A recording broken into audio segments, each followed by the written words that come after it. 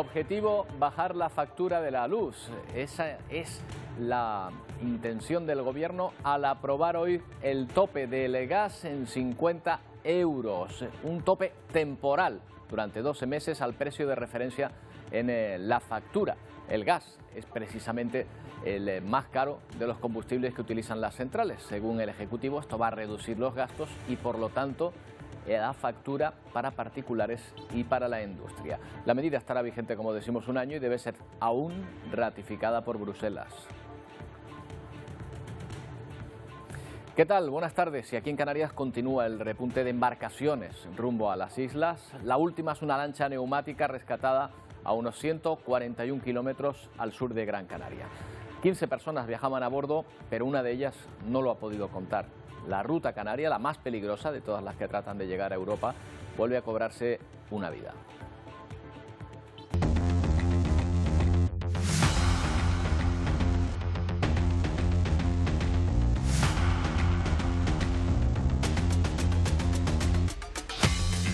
No es la única embarcación rescatada ayer. En total 140 personas, entre ellos el fallecido, que viajaban en 4 embarcaciones. Fueron rescatados desde la tarde de ayer en aguas cercanas a Gran Canaria y Lanzarote.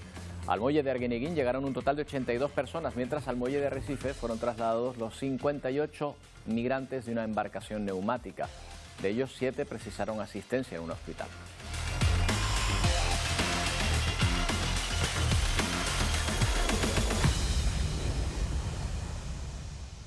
Otro de los temas del día, Finlandia anuncia su intención de entrar en la OTAN. Es la consecuencia lógica, por otra parte, de la invasión rusa a Ucrania, que empuja a otros vecinos del régimen de Putin a buscar refugio en la Organización Atlántica.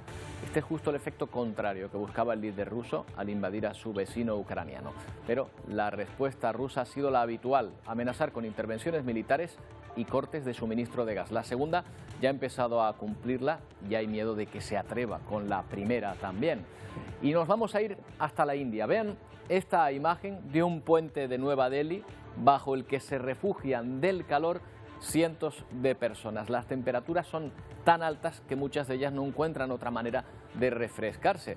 En algunos casos podrían haber llegado los termómetros prácticamente a los 50 grados centígrados y ya ven que en algunos puntos tienen que repartir agua para que la gente se pueda refrescar, porque esta está siendo una ola de calor que está durando muchísimo más de lo que se pensaba en un principio. Vamos a hablar también hoy del calor y de estas olas de calor que se están produciendo en distintos puntos del planeta en estos días, cuando aún no ha llegado el verano.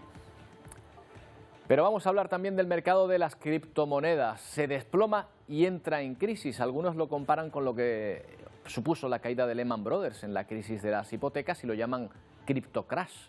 El Bitcoin, la moneda más veterana y extendida, se devalúa un 20%, pierde 200.000 millones en un día, pero mucho peor lo tienen los inversores que se decidieron por otra criptomoneda llamada Luna.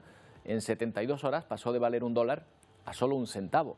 Una pérdida del 99% de su valor que ha volatilizado los ahorros de cientos de miles de personas.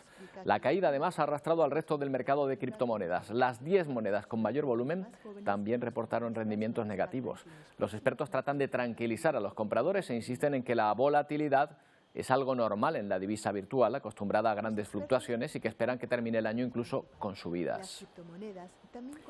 La caída de la criptomoneda se ha traducido también en pérdidas para El Salvador.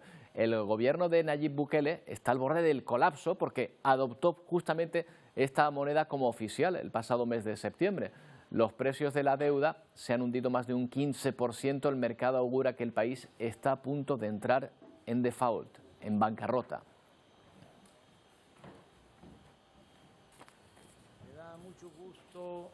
Que nuestra gente productiva. Bueno, vamos a hablar con Alberto Toribio, que es especialista en blockchain. ¿Qué tal, Alberto? Buenas tardes.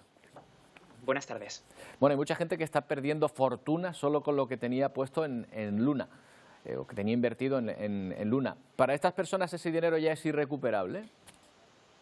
Probablemente lo sea, ya que el proyecto atraviesa un momento muy difícil. Sin embargo, no es el único proyecto que se ha visto afectado por el estrés del mercado, ocasionado por la subida de tipos de interés de la Reserva Federal de los Estados Unidos. Algunas acciones en bolsa, como pueda ser Peloton, han sufrido pérdidas de un 92%, muy cercano a lo que vemos con Luna, o Netflix, de más de un 70%. Pero en el caso de Luna, efectivamente, se trata de una gran catástrofe. Además, Luna, en teoría, era una de las monedas más estables. Tengo entendido que estaba vinculada al dólar. ¿Por qué caen ahora las criptomonedas? ¿Hay alguna razón concreta? Terra UST es efectivamente una criptomoneda cuyo precio en los mercados debería ser de $1 y precisamente ha roto esa paridad porque, a diferencia de lo que muchos inversores creen, su precio no está relacionado con el respaldo que tiene, sino con las acciones de su emisor o de mecanismos de terceros para influir en el precio, comprando y vendiendo cuando éste se desvía de $1. En un momento de estrés máximo del mercado ocasionado por la subida de tipos de interés de la Reserva Federal de los Estados Unidos, que ha puesto en jaque a toda la banca de inversión y también a los mercados de renta variable, este producto no ha resistido el embiste y, de hecho, en este momento vemos como la cadena de bloques que procesa sus transacciones se ha detenido en seco. Claro, me voy a poner un poco catastrofista, Alberto. ¿Este es el principio del fin de las criptomonedas o no, o ni mucho menos? No, no lo creo. De hecho, las criptomonedas, por ejemplo, Bitcoin y Ethereum, han sufrido una caída de un 50% y, como señalaba, han sido valores que se han comportado mejor que títulos como, por ejemplo, Netflix, Zoom, la popular empresa de videoconferencia, o Peloton, la empresa de bicicletas para hacer ejercicio en casa que se hizo muy popular en la pandemia. Se trata de algo general en los mercados ocasionado por la subida de los tipos de interés y está afectando a todo el mercado de renta variable y también a las criptomonedas. Claro, el Bitcoin supuso en su momento, bueno, un beneficio enorme para quienes apostaron, en principio, para quienes invirtieron en esa moneda. A lo mejor ha quedado la sensación de que invertir en criptomonedas es un negocio seguro. ¿Es cierto? Invertir en criptomonedas no es un negocio seguro, al igual que tampoco lo es invertir en valores en bolsa, ni siquiera hacerlo en empresas que puedan ser tan populares como las que señalaba, Netflix, Zoom, Peloton o muchas otras. No, desde luego que no. De hecho, si tenemos rendimiento en cualquier tipo de inversión es porque estamos asumiendo un riesgo. Así que esto es algo que los inversores siempre deben tener en cuenta, del mismo modo cuando invierten en criptomonedas o en renta variable. Claro, pero corríjame si me equivoco, Alberto. Normalmente en bolsa los valores se apoyan en algo, en un valor o en una empresa, en una industria. Me da la sensación que cuando hablamos de criptomoneda ahí no hay tanto en lo que apoyarse. ¿Es así? De hecho, Bitcoin sí que tiene fundamentales. Los fundamentales de Bitcoin son el hecho de que muchas personas deciden utilizarlo como valor refugio para ahorrar, a pesar de que pueda parecernos un disparate debido a su volatilidad, porque tiene unas propiedades que son interesantes para las grandes fortunas o para personas en países que no tienen tanta seguridad como la nuestra. Y es el hecho de que no se puede incautar, de que es un tipo de dinero global y de que se puede utilizar por parte de países como Rusia o Ucrania sin que Suiza deje de declararse neutral y te embargue los bienes. Así que en un momento como el actual, la propuesta de valor de Bitcoin, esos fundamentales que, como indico, sí que existen, se ponen más de manifiesto que nunca, son fuertes y por eso la criptomoneda se vuelve tan popular. Claro, ahora me imagino también que habrá criptomonedas y criptomonedas, vaya, que habrá algunas más fiables que otras, ¿no? Desde luego, existen un montón de criptomonedas, miles de ellas, y desde luego muchas no sobrevivirán a los próximos 5 años. Lo llevamos viendo, una gran trayectoria, un gran número de ellas no han sobrevivido. Bitcoin y Ethereum son de hecho las probablemente más fuertes, pero hay otras muchas experimentales, en el caso de UST o, por ejemplo, Luna, que es el token asociado a ese proyecto, tenía tan solo 2 años de vida, no ha superado el gran estrés que vivimos en este momento en los mercados. Pues nada, Alberto, la cuestión está en efectivamente diferenciar y saber en cuáles hay que invertir y cuáles no, cuáles pueden desaparecer a medio o corto plazo y cuáles van a mantenerse fuertes. Muchas gracias por atendernos, Alberto. Buenas tardes. A vosotros, buenas tardes. Bueno, el criptocrash, ahí está esa situación que está poniendo de los nervios a muchísimos inversores. De la moneda virtual a la economía real, donde los precios siguen subiendo sin parar. Hoy hemos conocido el dato de la inflación del mes pasado, de abril, que ha sido del 8,3%. Miren, lo pueden ver aquí, cómo ha ido subiendo la evolución del último año, en la que vemos que en los últimos 13 meses la inflación, bueno, estaba en alza. Y todavía tenemos que tener como una buena noticia que haya bajado un poquito hasta el 8,3% en este mes de abril. Es un punto y medio menor que la cifra de abril del año pasado. Son datos nacionales. Canarias tiene la tasa del anual del IPC más baja de toda España, siendo aún muy alta, el 7,1%. Precisamente el Gobierno ha explicado esta mañana que pretende frenar esa subida del IPC con las medidas a las que ha dado luz verde el Consejo de Ministros de este viernes, sin tener aún el visto bueno oficial de Europa. España regula un precio tope para el gas. Vamos hasta Madrid. Silvia Mascareño, ¿qué pretende esta medida? El Gobierno quiere rebajar un 30% la factura de la luz de 11 millones de usuarios entre hogares y empresas, al menos durante un año. Se aplicará a aquellos que tengan tarifa regulada.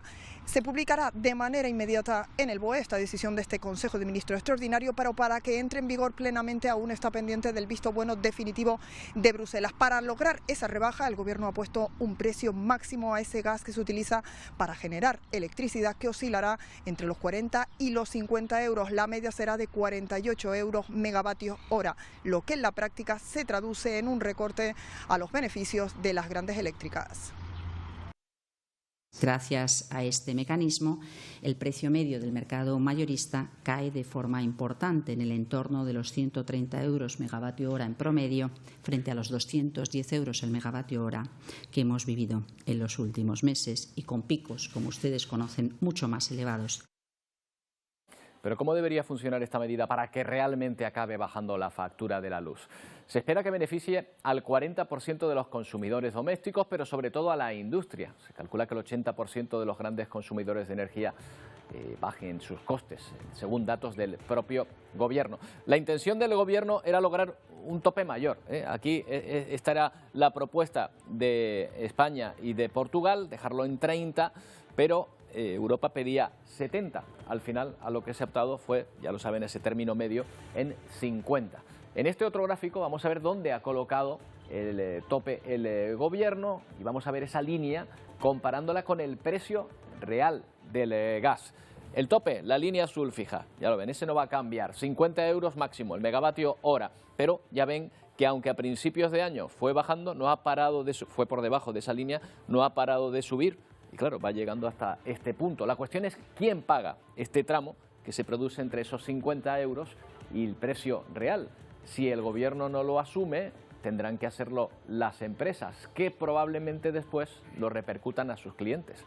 Así que habrá que esperar a ver cuánto baja realmente el recibo de aquí a un tiempo. Y por si fuera poco, la guerra de Ucrania amenaza con subir aún más el precio de la energía. Rusia ha comenzado a cortar el suministro a través del gasoducto que pasa por Polonia. Se trata de una de las vías clave del abastecimiento que llega a la Unión Europea. Es la respuesta de Moscú a las sanciones de Bruselas. El principal país afectado va a ser Alemania de entrada, pero no el único. Justo ayer se cortaba también el suministro de gas ruso en el canal que transcurre por Ucrania. En el tablero geopolítico, Rusia acusa también el golpe de que Finlandia pida su ingreso en la OTAN, empujada precisamente por la invasión rusa a Ucrania. Finlandia camina firme hacia su eventual ingreso a la Alianza de Defensa OTAN, una decisión histórica que rompe con más de 8 décadas de abstención. El presidente finlandés, Sauli Niinisto, dijo que presentará su solicitud de adhesión a la OTAN sin demora para maximizar su seguridad.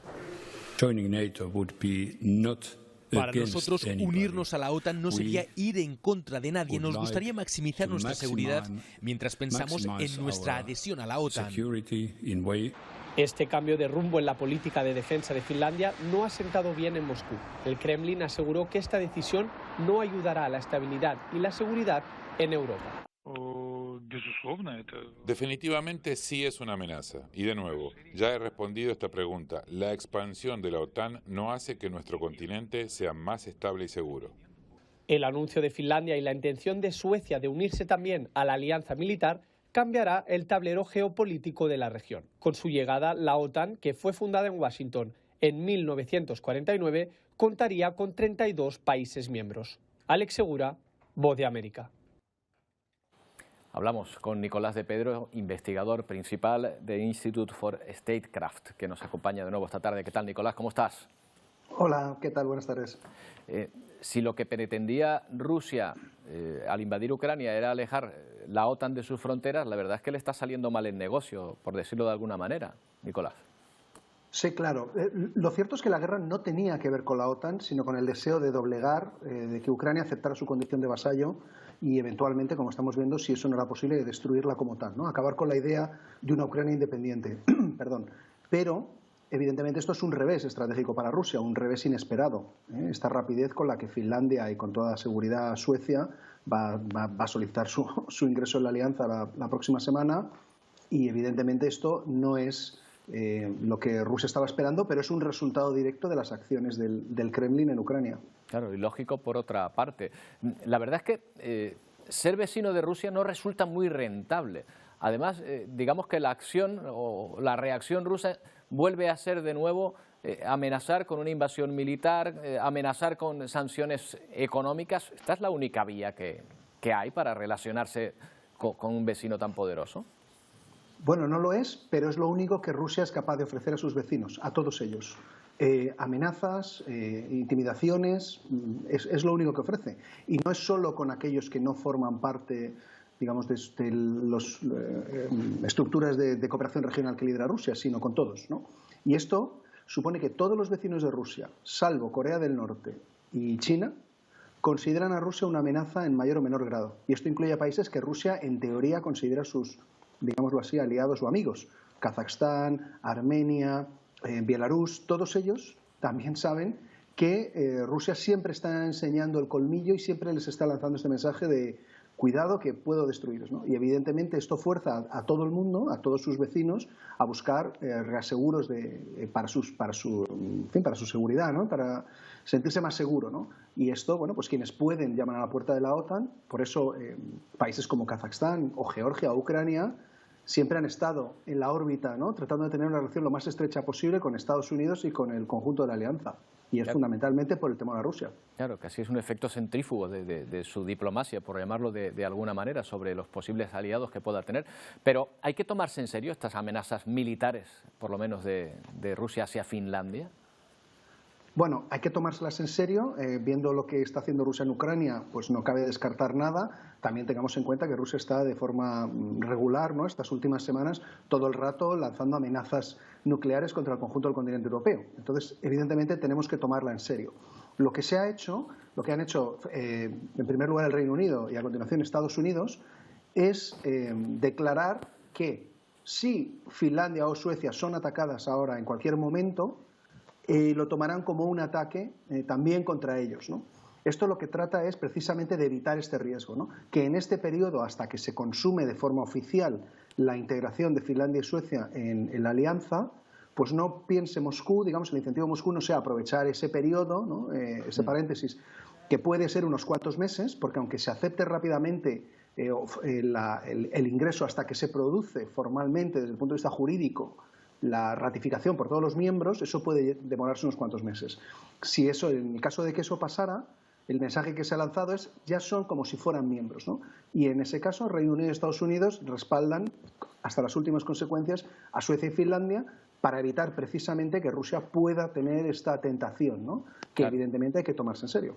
Claro, digamos que ya de hecho, desde el momento que han anunciado su intención, ya de hecho Suecia y Finlandia ya para la OTAN ya son miembros de la organización. Bueno, para la OTAN todavía no, pero aquí lo importante es lo que diga sobre todo Estados Unidos y también Reino Unido, que actúa en este caso en buena medida con un poco como delegado de Washington en el continente europeo, ¿no? En estas últimas semanas, y eso es lo que cuenta, porque la OTAN, a fin de cuentas, el elemento fundamental es el paraguas de seguridad norteamericano. Por eso es tan importante, digamos, mantener el vínculo transatlántico en buen estado, en buena salud, porque los Estados europeos, nos guste o no, siguen dependiendo de forma crítica de ese paraguas de seguridad norteamericano.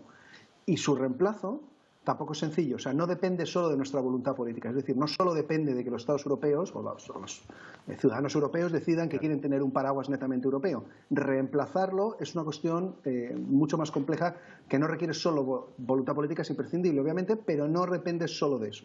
Y mucho más cara también, me imagino, porque requeriría una enorme inversión. Nicolás, un placer hablar contigo, como siempre. Muchas gracias. Muchas gracias a vosotros, encantado. Bueno, ya son 79 días de guerra en Ucrania y Moscú sigue sin ocupar la acería de Azovstal, el último reducto ucraniano en la ciudad de Mariupol, al sur del país. Según algunas informaciones, Rusia estaría también retirándose de Kharkov.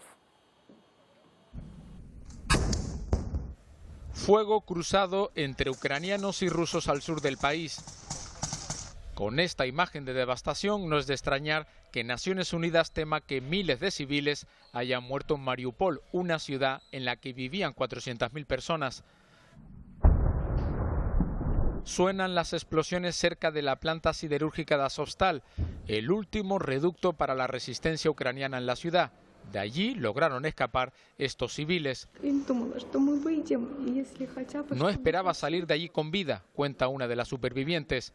Las bombas destrozan esta fábrica en una pequeña aldea también al sur del país. No entiendo esta estrategia militar de matar a la población civil y destruir edificios, cuenta un responsable local. Según The New York Times, Rusia está retirando sus tropas de Kharkov, la segunda ciudad más grande de Ucrania.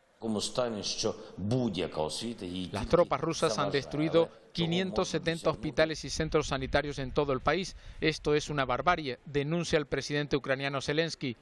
Moscú había intensificado precisamente sus bombardeos sobre Kharkov. De confirmarse su retirada, sería su mayor revés desde que tuvo que abandonar Kiev a principios de abril. La guerra ha ido cambiando poco a poco la fisonomía de las ciudades. Vean cómo han cambiado las más afectadas por los bombardeos: Kiev, Kharkov, Odessa o sobre todo Mariupol, tras la devastación de las bombas rusas.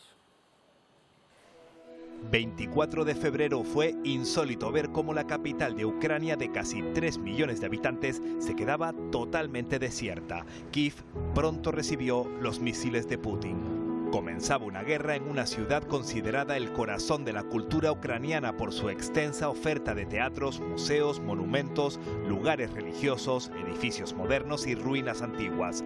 Una ciudad cortada por el río Dnieper, una ciudad colorida y viva, llena de bares, cafeterías y mercados. La feroz resistencia de su ejército impidió que Rusia se apoderara de ella. No ocurrió lo mismo con Kharkov, la segunda ciudad más grande de Ucrania. Situada en el este del país, ha sido una de las regiones más castigadas por el ejército ruso. Ataques indiscriminados como el que vivió este parque de atracciones. Un lugar donde hace apenas 3 meses los niños disfrutaban y reían. Kharkov se había convertido en uno de los principales centros industriales, culturales y educativos de Ucrania. Una gran urbe con 1,5 millones de habitantes que había experimentado un importante auge tras la caída de la Unión Soviética. Tras Kiev y Kharkov, Odessa es la tercera mayor ciudad de Ucrania. Tiene el puerto comercial más grande del país. Su riqueza patrimonial e histórico le han dado el sobrenombre de la perla del Mar Negro. Ubicada en el suroeste, esta ciudad cosmopolita de más de 1 millón de habitantes es además un centro cultural multiétnico y un importante núcleo turístico. Por todo ello, Putin la ha puesto en la diana de sus inmediatos y crueles objetivos para dejar a Ucrania sin salida al mar. Y por último, la casi ocupada Mariupol no era una de las ciudades más pobladas, pero sí tenía un gran valor estratégico. Ha sido el objetivo más atacado. Solo un dato: al menos el 80% de sus infraestructuras han quedado destruidas. Cerca de 500,000 de habitantes poblaban esta ciudad moderna y bulliciosa, llena de arte y cultura. Era conocida como la capital de acero por la inmensa industria metalúrgica de Azovstal. 24 de febrero, el día en el que las bombas comenzaron a cambiar Ucrania, un país con un futuro desolador por delante.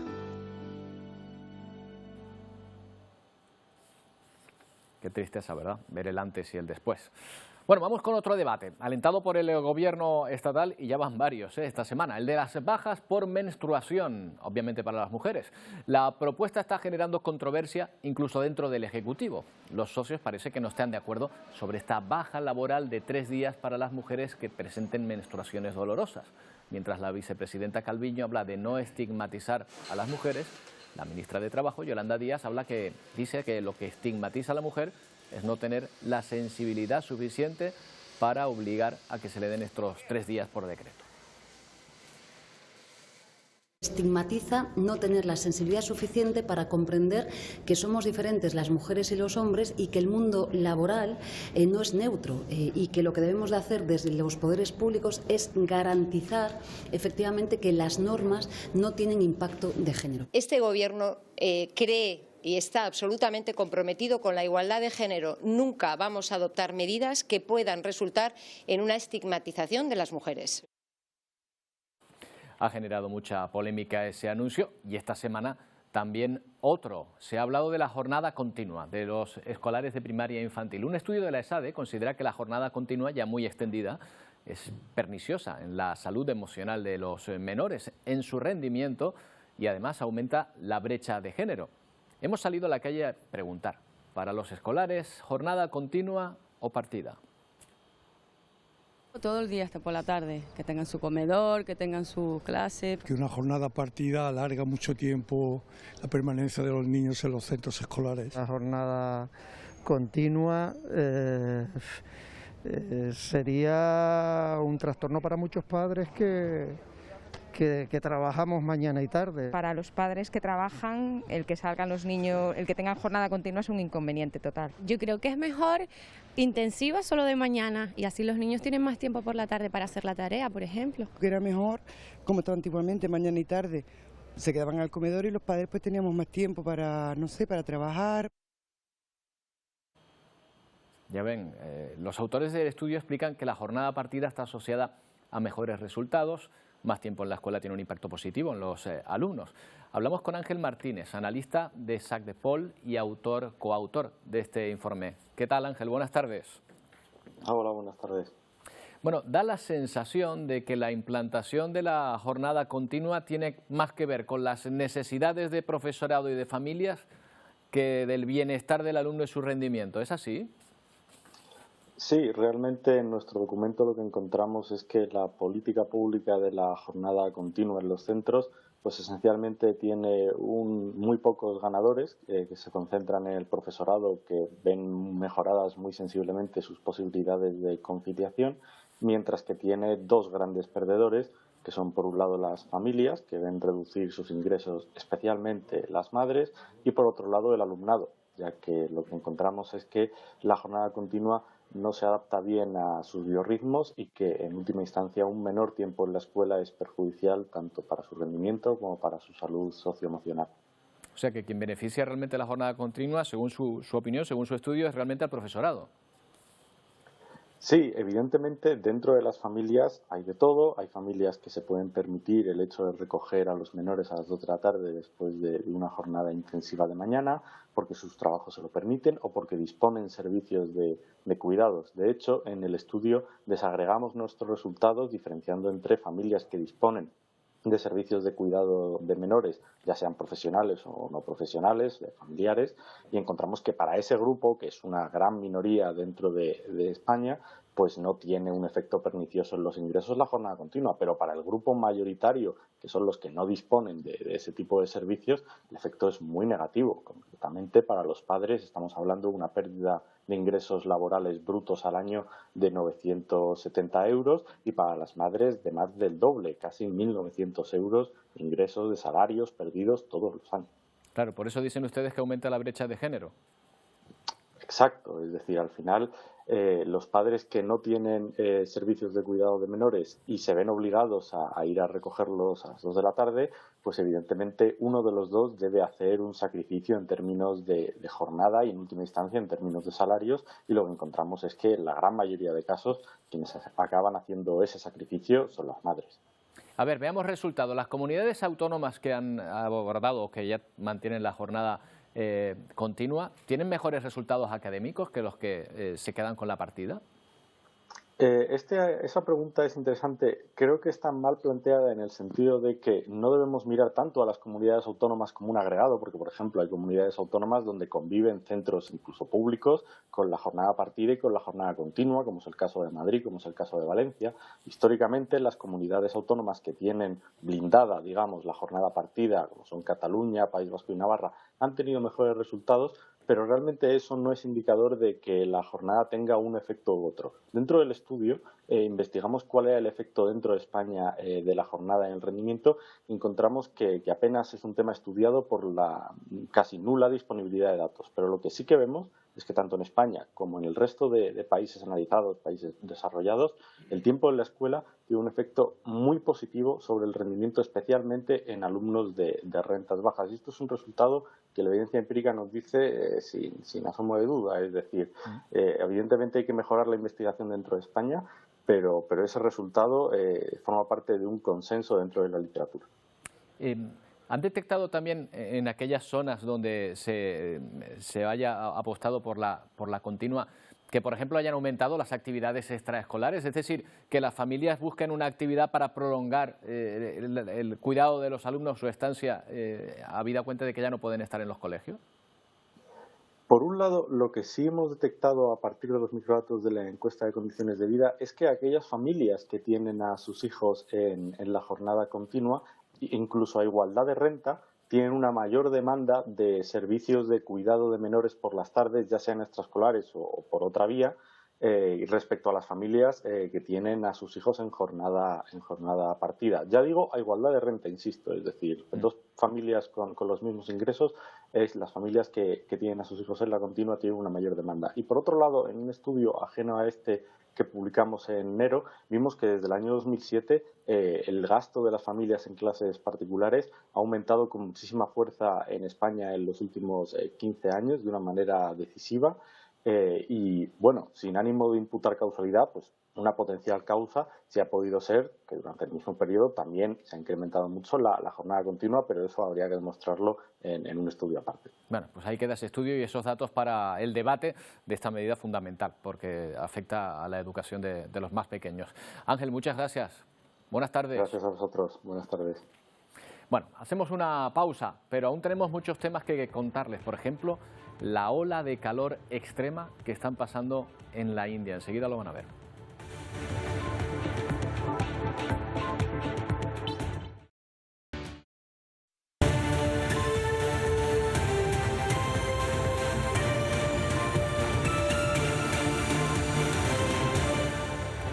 Tenemos que hablar hoy de una nueva muerte en el mar. La ruta canaria de la inmigración se ha cobrado una nueva vida. Esta madrugada, Salvamento Marítimo trasladaba hasta el muelle de Arguineguín, al sur de Gran Canaria, al fallecido junto a los 14 supervivientes que lo acompañaban en una neumática a unos 141 kilómetros al sur de la isla cuando fueron avistados por la tripulación de un buque. Llevaban una semana navegando. No han sido los últimos inmigrantes rescatados. A Lanzarote han llegado hoy 20 personas que navegaban en una patera. Se buscan otras 2 embarcaciones, precarias también más, avistadas por un buque al sur de Gran Canaria. La verdad que el estado de salud era bastante complicado. Fue una travesía bastante larga, ellos comentaban de alrededor de 7 días. Y con los 7 días de navegación, pues las condiciones físicas son bastante duras. Antiguamente eran muchas pateras y cayucos, unas embarcaciones bastante fiables para la navegación, pero en esta última ocasión están llegando en embarcaciones neumáticas totalmente precarias para este tipo de travesías. En cuanto al COVID, a nivel mundial los contagios, afortunadamente también los fallecimientos siguen descendiendo. Solo se notifican ligeros repuntes en África y América Latina. En su informe semanal, la Organización Mundial de la Salud además ha actualizado la expansión de la variante predominante en estos momentos. Omicron sigue transmitiéndose a nivel mundial. Precisamente esa mutación es la que sigue provocando un brote que no consiguen cesar en China. Primera muerte oficial por COVID y cerca de 180.000 personas presentan síntomas en Corea del Norte. Kim Jong-un ha declarado el estado de emergencia grave y ha ordenado un cierre nacional. Las autoridades confirman que el brote comenzó en la capital, Pyongyang, en abril. Carreteras y calles vacías. También controles para inspeccionar quién cuenta con el permiso para circular cuando se cumple la 6ª semana de encierro en Shanghái. Aunque la estrategia es COVID-0, las autoridades han anunciado que en los próximos días se aliviarán las restricciones de tráfico y abrirá el comercio. Para ello, prepara un sistema de pruebas rápidas en lugares públicos. Estamos trabajando para consolidar el éxito de prevención y control de epidemias para reanudar la producción y la vida normal, anuncia el vicealcalde de la ciudad, que espera que en mayo consigan disminuir las infecciones que aún rozan los 2.000 casos diarios. Largas colas para acceder a los supermercados en Pekín ante el miedo de un confinamiento. La capital reporta cerca de 50 contagios al día, cifra muy alejada a las notificadas en Shanghái. El gobierno ha negado que estudie establecer un cierre, pero pide a la población que reduzca sus movimientos. En Australia, uno de los países con las fronteras cerradas durante más tiempo, ahora su principal preocupación es la falta de mano de obra extranjera. Los productores de vino no encuentran trabajadores para la temporada de recolección de uva, también la construcción y el sector servicios. Bueno, nos vamos ahora hasta el continente americano. En junio, la mayoría de países de ese continente asisten a un encuentro para tratar temas que les afectan directamente, pero la Casa Blanca no va a invitar a Cuba, a Venezuela ni a Nicaragua. El motivo es que estos regímenes son poco democráticos. A otros países como Bolivia no les gusta que estas naciones queden fuera. México incluso podría rechazar la invitación de Estados Unidos. Polémica entre países por la lista de invitados a la Cumbre de las Américas. Los Estados Unidos ha decidido excluir a la República de Cuba, de Venezuela y de Nicaragua de la Cumbre de las Américas, una reunión del 8 al 10 de junio que reúne a la mayor parte de las regiones del continente para tratar temas como los flujos migratorios o la escalada de violencia. Pero el anfitrión parece tener la posibilidad de unilateralmente decidir quién es América y quién no es América. Algo que enfada, por ejemplo, a Bolivia. Si es que hay alguien excluido, no pierde el excluido, pierde el continente, perdemos todos. Una queja liderada sobre todo por México, quien por cierto visita Cuba estos días. Así le muestra su apoyo al presidente Díaz-Canel. Si va a haber una cumbre de las Américas, tienen que participar todos, los países, todos los pueblos. Pero ¿por qué Estados Unidos no quiere que estos tres países acudan? Entre otras razones, argumentan, se trata de regímenes que limitan la democracia. Eso sí, la Casa Blanca recuerda que por ahora no se ha enviado ninguna invitación. Bueno, o sea que todavía podrían llegar esas invitaciones. Y atención a lo que pasa en Twitter, porque la compra por Elon Musk de esta compañía podría estar complicándose bastante. Después de haberla anunciado por activa y por pasiva, haber anunciado ese acuerdo, Elon Musk ha suspendido de forma temporal la adquisición de Twitter. Lo ha anunciado el propio magnate.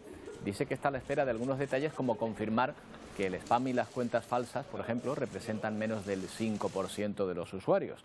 Una decisión que ha hecho que los valores de la compañía caigan cerca del 20%. La operación estaba valorada, lo recuerdan, en 40.000 millones de euros aproximadamente. Bien, bueno, y ahora les vamos a proponer un viaje. No es un viaje corto, así que voy junto con mi compañero Antonio Cárdenas porque nos vamos a ir nada menos. Antonio, ¿qué tal? Buenas tardes. ¿Qué tal? A ese agujero negro que vimos ayer en directo que se presentaba su imagen aquí, sí, ¿verdad? No es un viaje corto y además hay que ir preparado. Son 26.000 años luz, o sea, si viajamos a la velocidad de la luz tardaríamos 26.000 años en llegar, pero vamos a hacer en pocos segundos. Lo primero que hay que hacer es enfocarse hacia la constelación de Sagitario. Fíjate, esta es la superficie de la Tierra, ahí está Escorpio y ahí está Sagitario. Nos vamos hacia allá. Hay que partir bien porque si no, claro, si te desvías, 26.000 hacia un lado o hacia otro. No hay nada que hacer. Y es muy bonito porque vas atravesando la Vía Láctea. Nosotros estamos en un extremo, el sistema solar está en un extremo de la Vía Láctea que tiene 105.000 años luz de diámetro y bueno, vamos a recorrer esos 26.000. Cuidado, seguimos atravesando esto, vamos a seguir caminando hacia allí. El descubrimiento de ayer, Roberto, lo dimos aquí en directo, fue una maravilla. Fíjate, atravesamos esta masa amarilla, a saber lo que es, y ahí tenemos nuestro agujero negro. No nos vamos a acercar mucho porque lo mismo, si nos acercamos demasiado, caemos en él y ya nos despedimos de nuestra existencia. Bueno, ayer se anunció esto por todos lados, aquí lo vimos también en directo en Atlántico Noticias, y lo que ha ocurrido es que muchas fotos crearon ese agujero negro. Y lo siguiente de lo que vamos a hablar es algo que va a ocurrir Muchas fotos crearon ese agujero negro, no. Muchas fotos crearon esa imagen que vimos del agujero negro, ¿no? Muchísimas fotos diferentes. Para conformarla. Y esto va a ser un eclipse, ¿no? Esto es un eclipse que va a ocurrir en la noche del próximo domingo, entre la madrugada, entre el domingo y el lunes, ¿no? Es un eclipse que desde Canarias se va a ver, un eclipse total, que es algo que no ocurría desde el año 2019, por tanto, muy interesante esta noche, la del próximo, digo, cuando acabe el domingo. No ocurría y desde hace 3 años. Claro. Exacto, desde antes de la pandemia. Lo último fue un eclipse prepandémico y esto es un eclipse post-pandémico. Y lo que vamos a ver es esto que está en el centro, es lo más interesante, esa luna de sangre que ocurre, bueno, cuando la Tierra se interpone entre la luna y el Sol. No ocurre muy habitualmente, aunque sí que lo vamos a poder ver en su totalidad el próximo lunes por la noche. Esto es lo que se va a ver, este ciclo. Toda esta fase es lo que se va a ver. Primero la luna en su totalidad, al final también, y en medio la Tierra va metiéndose por delante entre el Sol y la luna. Lo máximo será esto, probablemente a las 6 de la mañana, hora canaria, cuando veamos la luna teñida de rojo, que es lo máximo que se ve cuando hay un eclipse lunar. Que bueno, pues madrugaremos para verlo, ¿no? Pero nosotros, más o menos, viniendo al trabajo, ahí más o menos podemos mirar. Echar un vistazo. Del domingo al lunes. Del domingo al lunes, claro. Fantástico. Si nos levantamos un poquito antes, pues vemos varias fases. Empezar el día con esta magnífica imagen. Oye, en la India siguen pasando un calor enorme, ¿eh? Ya llevan varios días. Sí, fíjate, en esta imagen, Roberto, que es la que ha levantado todas las alarmas. Esto ocurrió hace unos días. Nuestro amigo Sentinel, Copernicus, publicó esta imagen y señalaba estos puntos negros, incluso blancos, que indican que son temperaturas superiores a 60 grados. Que no cunda el pánico. Bueno, sí, muchísimo calor. Fíjate cómo en la India, por ejemplo, están teniendo que cubrirse debajo de los puentes. Mucho calor, pero esa temperatura de 60, incluso 62 grados, es temperatura en superficie. Los meteorólogos calculan nuestra temperatura como temperatura del aire un poco más arriba, más o menos a nuestra altura, 1,5 metros, 2 metros, y ahí las temperaturas sí que son muy altas, pero no por encima de 60 grados, aunque sí por encima de 40, y ya llevan tiempo. El mes de marzo en la India y en Pakistán fue el mes de marzo más cálido de la historia. El mes de abril también el más cálido de la historia. Y ahora el mes de mayo está teniendo temperaturas, como vemos, por encima de 40 y pico grados. Lo que se espera para los próximos días, incluso, Roberto, este fin de semana, es que esa ola de calor alcance su máximo y las temperaturas podrían acercarse incluso a los 50 grados. Así es como tratan los más afortunados de combatir los 42 grados que marcan los termómetros en Lahore, una ciudad sin costa en el noreste de Pakistán, muy cerca de Islamabad. En las calles se despacha jugo de caña de azúcar, aunque muchos se deciden directamente por el hielo. En Pakistán, como en buena parte de la India, atraviesan una nueva ola de calor, una más, con temperaturas que ya serían elevadas en los meses de verano, pero es que todavía estamos en la primavera. Nunca había hecho tanto calor, dice este obrero, y añade que sufren frecuentes cortes de energía. Esto en mayo, pero es que los meses de marzo y abril ya fueron los más calurosos en un siglo en Pakistán. La razón está en el cambio climático. Este año las olas de calor han llegado antes, afirma este meteorólogo. Las temperaturas diurnas están entre 6 y 9 grados por encima de lo que se espera para esta época del año, y este calor va a durar al menos hasta el martes 17. Pero los meteorólogos ya advierten de que vendrán más olas antes de la llegada oficial del verano en Pakistán y en la India. Pakistán está entre los 10 países más vulnerables al cambio climático, dice otro de los meteorólogos de referencia en ese país. Además, en invierno llovió un 60% menos de lo esperado. Los expertos ya dicen que las olas de calor se van a convertir en una característica recurrente en los próximos años en esta zona del mundo.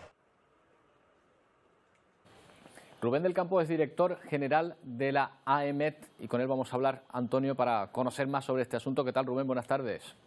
Hola, buenas tardes. Bueno, director general no, soy portavoz simplemente. Pero portavoz de encantado de hablar con ustedes. Disculpa, ya te hemos ascendido. Bueno, nunca se sabe.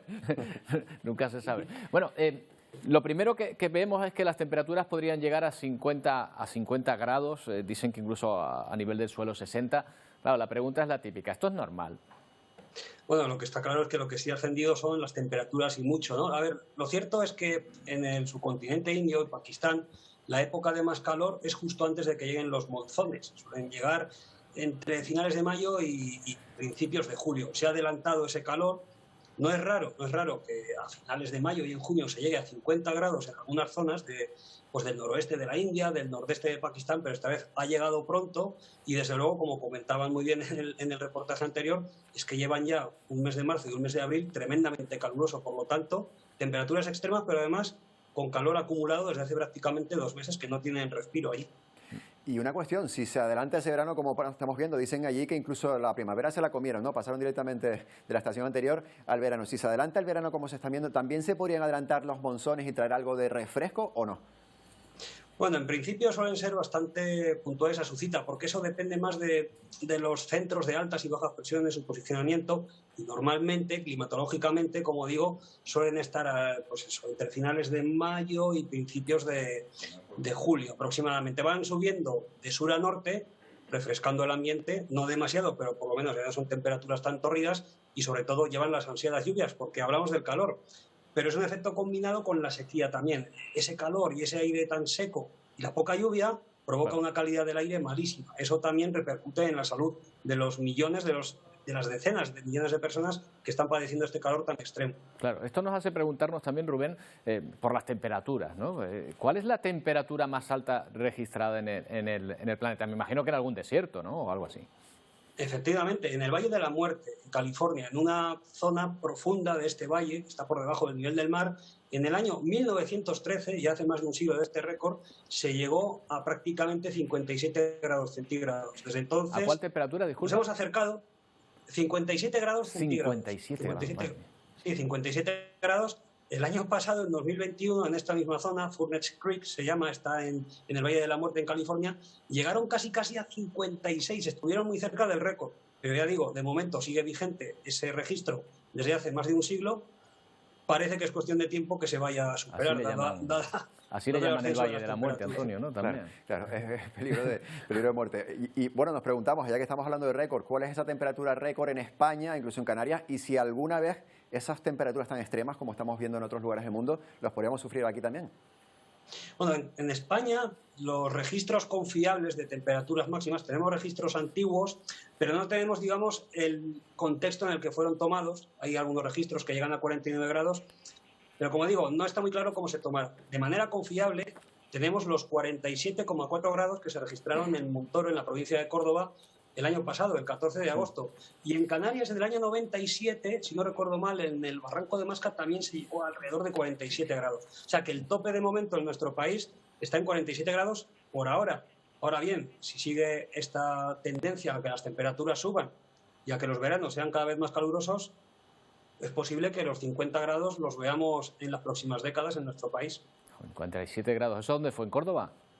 Los 47 grados fueron en Montoro, 47,4 en Montoro, que es un municipio de la provincia de Córdoba, por el que pasa el río Guadalquivir. Es una zona profunda, una zona de valle, en la que el aire se calienta muchísimo y no se renueva, y es propenso a tener en verano temperaturas tan extremas como esta. Desde luego que sí, estamos sudando de solo oírlo. Pues nada, Rubén, ha sido muy interesante hablar contigo. Muchas gracias.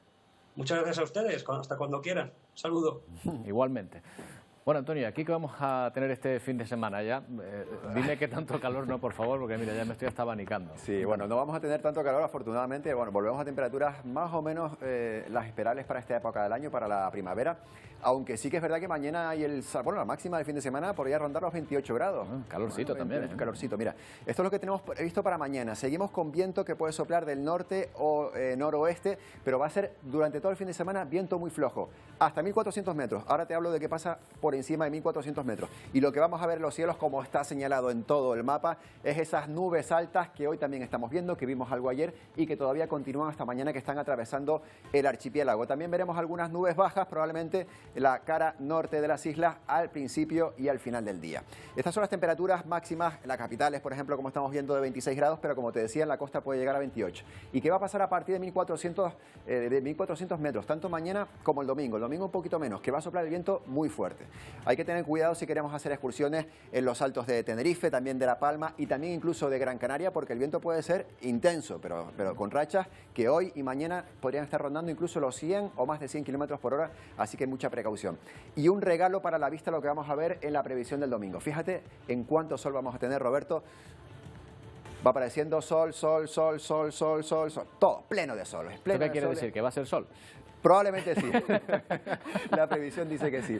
Nos libramos definitivamente de las nubes altas. Oye, si en la cara norte de las islas de mayor relieve alguien ve la nube por la mañana, que no se preocupe, porque al mediodía va a ser sol. También pueden aparecer nubes al final del día, pero fíjate, mucho sol para disfrutar. Y lo que decía, poco viento y buen estado del mar durante todo el fin de semana. Por tanto, en las playas del norte, en las playas del oeste, en las playas del este y en las playas del sur vamos a tener cierta calma para poder disfrutar de ese sol a la orilla del mar si lo queremos. O sea, a ver, poco viento, el mar va a estar más o menos bien y va a ser sol en todo el archipiélago. Sí. Si este fin de semana no vamos a la playa, ¿cuándo vamos a ir? Y cuando decimos, ¿qué preferimos, plan de playa o de montaña? Pues en este caso, este fin de semana mejor plan de playa, porque como te decía, el sábado va a ocurrir y el domingo también vamos a tener viento intenso a partir de 1.400 metros. Las cumbres de Tenerife, de Gran Canaria, repito, de La Palma, podemos tener algún problema con esas rachas intensas. Bueno, mejor quedarse abajo o quedarse, Antonio, viendo Eurovisión. Qué maravilla, me apunto. Porque se está hablando muchísimo, se está hablando muchísimo. Por si no lo saben, este fin de semana se celebra este afamado concurso, la final de Eurovisión, con Italia como anfitrión. Fue la que ganó en la edición pasada. 5 décadas lleva ya este concurso y nuestra representante, Chanel, se está colando en todas las apuestas, con opción de conseguir el micrófono de cristal. Más allá de canciones, fuegos y bailes, la guerra en Ucrania también dirige toda la atención hacia sus representantes. Miami, y no se confundan, señores, señores, yo siempre estoy ready. Lista para hacer historia en Eurovisión después de 53 años, Chanel y su Slow Mo se cuelan en el ranking de favoritos para hacerse con el triunfo este año. Por delante en las casas de apuestas, Ucrania, Reino Unido, Suecia e Italia. La banda ucraniana consiguió su pase a la final el pasado martes y pide a los eurofans apoyo para levantar el espíritu de su país con la victoria en el festival. Una guerra que ha provocado que muchos artistas también lleven la bandera ucraniana y, como reclama la representante de Lituania, no se olviden de lo que está pasando y pide apoyo para los ucranianos. Un festival que no solo se ve en Europa. El representante de Australia, país invitado a una edición más, asegura que Eurovisión se ha convertido en un referente de diversidad para el colectivo LGTBI. 25 países participarán este sábado en la gran final en Turín, entre ellos el grupo Rasmus, que sin supersticiones se sube al Paralímpico vestidos de amarillo. Polonia intentará alejar los fantasmas de la derrota con River. Y si hay algo que hemos aprendido con la pandemia es la importancia de la higiene de manos y el duro trabajo de los sanitarios. Nos lo recordarán desde Serbia. Aunque creamos que hasta los presentadores de la gala con el color de su ropa presagian el país ganador, Chanel se encargará. Pero para eso, hasta desde Rumanía lo tienen claro.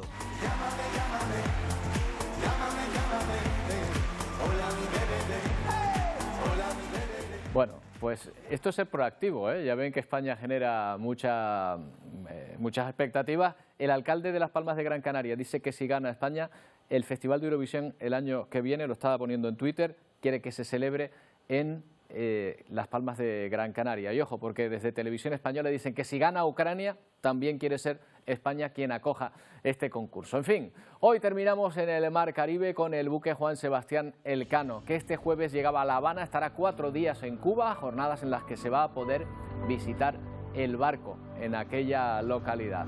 Con estas imágenes marineras les dejamos. Volvemos el lunes a partir de la 1:30 de la tarde. Feliz fin de semana.